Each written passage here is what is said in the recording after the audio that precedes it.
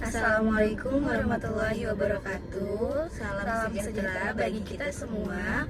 Om Swastiastu, Namo Buddhaya, salam kebajikan. Perkenalkan, saya Novianti dan saya Salsabila Mutiara Putri. Kami dari kelompok 14 akan sedikit menjelaskan tentang materi pengujian hipotesis regresi. Untuk materi yang pertama yaitu penguraian materi yang akan dijelaskan oleh teman saya Salsabila. Regresi adalah suatu metode analisis statistik yang digunakan untuk melihat pengaruh antara dua atau lebih banyak variabel. Hubungan variabel tersebut bersifat fungsional yang diwujudkan dalam suatu model matematis. Pada analisis regresi, variabel dibedakan menjadi dua bagian, yaitu variabel respon atau respon variabel, atau biasa juga yang disebut variabel bergantung atau dependent variable, dan variabel explanatory atau biasa disebut penduga atau prediktor variabel, atau yang sering disebut juga sebagai variabel bebas atau independent variable. Regresi sendiri terbagi menjadi beberapa jenis, yaitu yang pertama ada regresi sederhana atau linear sederhana dan non-linear sederhana. Kemudian ada regresi berganda atau linear berganda atau non-linear berganda. Regresi sendiri memiliki banyak sekali manfaat. Analisis regresi digunakan hampir pada semua bidang kehidupan, baik dalam bidang ekonomi, industri ketenagakerjaan, sejarah, pemerintahan, ilmu lingkungan, dan lain sebagainya. Kegunaan analisis regresi adalah untuk mengetahui variabel-variabel kunci yang memiliki pengaruh terhadap suatu variabel bergantung, pemodelan, serta pendugaan atau estimation atau peramalan atau forecasting. Beberapa kegunaan regresi lainnya yaitu yang pertama untuk membuat estimasi rata-rata dan nilai variabel tergantung dengan didasarkan pada nilai variabel bebas. Yang kedua, untuk menguji hipotesis karakteristik dependensi. Yang ketiga, meramalkan nilai rata-rata variabel bebas yang didasari nilai variabel bebas di luar jangkauan sampel. Dalam analisis regresi ada dua macam linearitas, yaitu yang pertama, linear dalam variabel merupakan nilai rata-rata kondisional variabel tergantung yang merupakan fungsi linear dari variabel bebas. Yang kedua, linearitas dalam parameter merupakan fungsi linear parameter dan dapat tidak linear dalam variabel. Analisis regresi berbeda dengan analisis korelasi. Jika dalam analisis korelasi digunakan untuk melihat hubungan dua variabel, maka analisis regresi digunakan untuk melihat pengaruh variabel bebas terhadap variabel tergantung serta memprediksi nilai variabel tergantung dengan menggunakan variabel bebas. Dalam analisis regresi, variabel bebas berfungsi untuk menerangkan atau sebagai explanatory, sedangkan variabel tergantung berfungsi sebagai yang diterangkan the explain. Dalam analisis regresi data harus berskala interval atau rasio. Hubungan dua variabel bersifat dependensi. Untuk pengujian hipotesis regresi sederhana atau UJT, model regresi linear sederhana yang ideal harus memenuhi beberapa asumsi-asumsi sebagai berikut. Yang pertama, eksogenitas yang lemah. Sebelum menggunakan analisis regresi, kita harus paham bahwa analisis ini mensyaratkan bahwa variabel X bersifat fix atau tetap. Sementara variabel Y bersifat random, maksudnya satu nilai variabel X akan memprediksi variabel Y sehingga ada kemungkinan beberapa variabel Y. Dengan demikian harus ada nilai error atau kesalahan pada variabel Y. Yang kedua ada linearitas. Model analisis regresi bersifat linear, artinya kenaikan variabel X harus diikuti secara proporsional oleh kenaikan variabel Y. Jika dalam pengujian linearitas tidak terpenuhi, maka kita dapat melakukan transformasi data atau menggunakan model kuadratik eksponensial atau model lainnya yang sesuai dengan pola hubungan non-linear. Yang ketiga, variance error yang konstan. Varian error atau varian residual yang tidak berubah-ubah pada respon yang berbeda. Asumsi ini lebih dikenal dengan asumsi homoskedastisitas. Mengapa varian Error perlu konstan, sebab jika konstan maka variabel error dapat membentuk model sendiri dan mengganggu model utama. Oleh karena itu, penanggulangan permasalahan homoskedastisitas dapat diatasi dengan menambahkan model variance error ke dalam model atau model ARCH atau GARCH. Yang keempat, autokorelasi untuk data time series.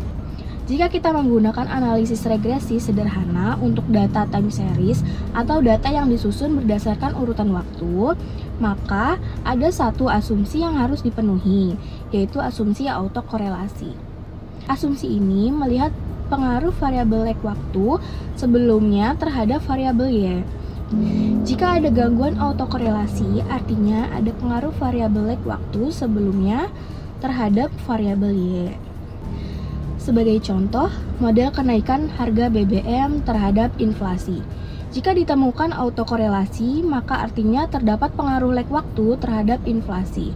Artinya, inflasi hari ini atau bulan ini bukan dipengaruhi oleh kenaikan BBM pada hari ini, namun dipengaruhi oleh kenaikan BBM sebelumnya, 1 hari atau 1 bulan tergantung data yang dikumpulkan.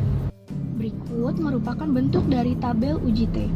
Uji T digunakan untuk mengetahui apakah dalam model regresi variabel independen X1, X2, dan seterusnya secara parsial berpengaruh signifikan terhadap variabel dependen atau variabel Y. Dari hasil analisis regresi output dapat disajikan sebagai berikut. Setelah dilakukan uji prasyarat di atas dan data dinyatakan lolos, maka dilakukan pengujian selanjutnya yaitu uji T. Kemudian, untuk langkah-langkah pengujian koefisien regresi variabel atau PAIR akan dijelaskan bersama partner saya yang bernama Novianti. Pengujian koefisien regresi variabel PAIR. Berikut merupakan langkah-langkah pengujiannya. Yang pertama, menentukan hipotesis. HO secara parsial tidak ada pengaruh signifikan antara PAIR dengan harga saham. Lalu, HA secara parsial ada pengaruh signifikan antara PAIR dengan harga saham. Yang kedua, menentukan tingkat signifikan. Tingkat signifikan menggunakan 5%. Yang ketiga, menentukan T hitung. Berdasarkan tabel diperoleh T hitung sebesar min 1,259 ET. Yang keempat, menentukan T table. Tabel di distribusi T dicari pada 5% dibagi 2 sama dengan 2,5% pada uji dua sisi dengan derajat kebebasan DF N dikurangi K dikurangi 1 atau 18 dikurangi 2 dikurangi 1 sama dengan 15. N adalah jumlah kasus dan K adalah jumlah variabel independen. Dengan pengujian dua sisi, signifikan sama dengan 0,025. Hasil diperoleh untuk tabel sebesar 2,131. Yang kelima, kriteria pengujian diterima jika T-table kurang dari T hitung kurang dari T-table, maka HO ditolak. Jika T hitung kurang dari T-table atau T hitung, maka lebih dari T-table. Nomor 6, membandingkan T hitung dengan T-table, nilai T hitung lebih dari T-table. Min 1,259 lebih dari min 2,131, maka HO diterima. Lalu kesimpulan pada pengujian koefisien regresi variabel PR, oleh karena nilai T hitung lebih dari T table atau min 1,259 lebih dari min 2,131, maka HO diterima. Artinya secara parsial tidak ada pengaruh signifikan antara PR dengan harga saham. Jadi, dari kasus ini, dapat disimpulkan bahwa secara parsial PR tidak berpengaruh terhadap harga saham pada perusahaan di BEJ. Pengujian koefisien regresi variabel ROI, berikut merupakan langkah-langkah pengujiannya. Yang pertama, menentukan hipotesis HO. Secara parsial, tidak ada pengaruh signifikan antara ROI dengan harga saham.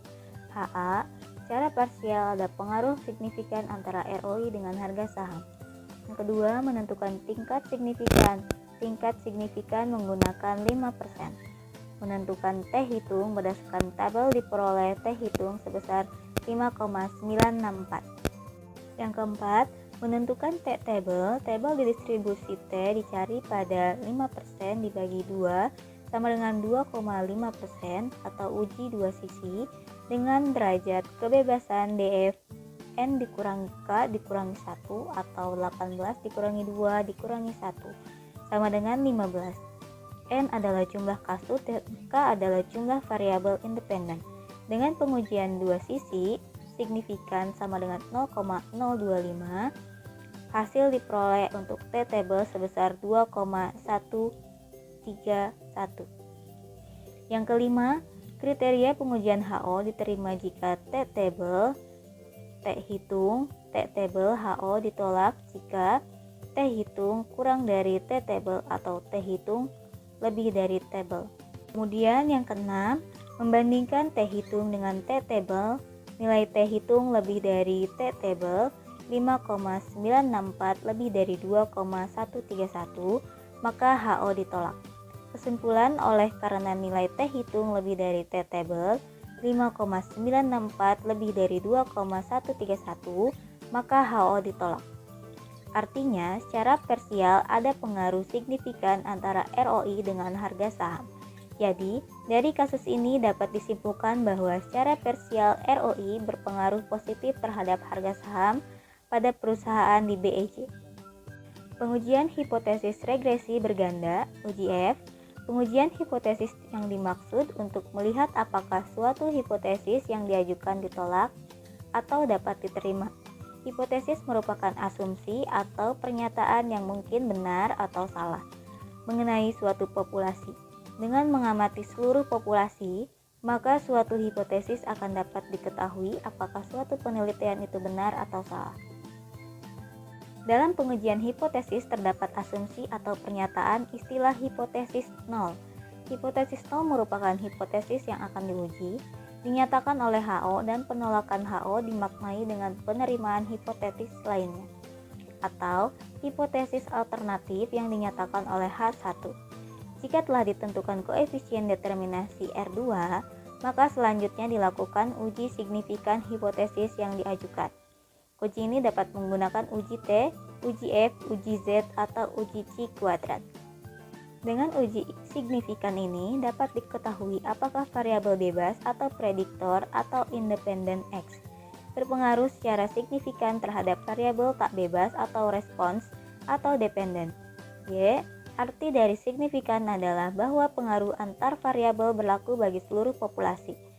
Ada beberapa syarat yang harus dipenuhi dalam uji asumsi klasik. Antara lain, yang pertama uji normalitas, yang kedua uji multikolonialitas, yang ketiga uji heteroskedastisitas, yang keempat uji autokorelasi. Setelah melalui proses perhitungan uji asumsi klasik di atas semua terpenuhi, maka bisa dilanjutkan pada uji hipotesisnya dengan nama uji F. Pengujian hipotesis regresi berganda (UJF). Uji ini digunakan untuk mengetahui apakah variabel independen X1, X2, sampai Xn secara bersama-sama berpengaruh secara signifikan terhadap variabel dependen Y. Dari hasil output analisis regresi dapat diketahui nilai F seperti pada tabel berikut. Tahap-tahap untuk melakukan uji F sebagai berikut. Yang pertama, merumuskan hipotesis HO. Tidak ada pengaruh secara signifikan antara PER dan ROI secara bersama-sama terhadap harga saham. HA ada pengaruh secara signifikan antara PER dan ROI secara bersama-sama terhadap harga saham. Yang kedua, menentukan tingkat signifikan. Tingkat signifikan menggunakan 5%, signifikan 5% atau 0,05 adalah ukuran standar yang sering digunakan dalam penelitian. Lalu yang ketiga, menentukan F hitung berdasarkan tabel diperoleh F hitung sebesar 25,465. Yang keempat, menentukan F table dengan menggunakan tingkat keyakinan 95%. 5% DF1 jumlah variabel min 1 sama dengan 2 dan DF2 N dikurangi K dikurangi 1 atau 18 dikurangi 2 dikurangi 1 sama dengan 15 adalah jumlah kasus dan K adalah jumlah variabel independen. Hasil diperoleh untuk F table sebesar 3,683. Lalu yang kelima, kriteria pengujian HO diterima bila F hitung kurang dari F table, HO ditolak. bila F hitung lebih dari F table. Yang keenam, membandingkan F hitung dengan F table. Nilai F hitung lebih dari F table 25,465 lebih dari 3,683, maka HO ditolak. Yang ketujuh, kesimpulan karena F hitung lebih dari F table 25,465 lebih dari 3,683, maka HO ditolak. Artinya ada pengaruh secara signifikan price earning ratio PER dan return on investment atau ROI secara bersama-sama terhadap harga saham. Oleh karena itu, dapat disimpulkan bahwa PER dan ROI secara bersama-sama berpengaruh terhadap harga saham pada perubahan di BEJ. Lalu kesimpulan pada seluruh materi yang kami sampaikan adalah pengujian hipotesis regresi memberikan informasi yang berguna untuk mengukur kekuatan dan signifikansi hubungan antara variabel-variabel dalam model regresi. Dengan demikian, pengujian ini membantu dalam pengambilan keputusan berbasis data, terutama dalam konteks prediksi dan analisis hubungan antara variabel. Demikian beberapa hal yang dapat kami sampaikan pada kesempatan kali ini. Mohon maaf yang sebesar-besarnya apabila ada tutur kata maupun tindakan yang kurang berkenan bagi teman-teman semua. Dengan ini presentasi tugas video kami tutup. Sekian, terima kasih. Wassalamualaikum warahmatullahi wabarakatuh.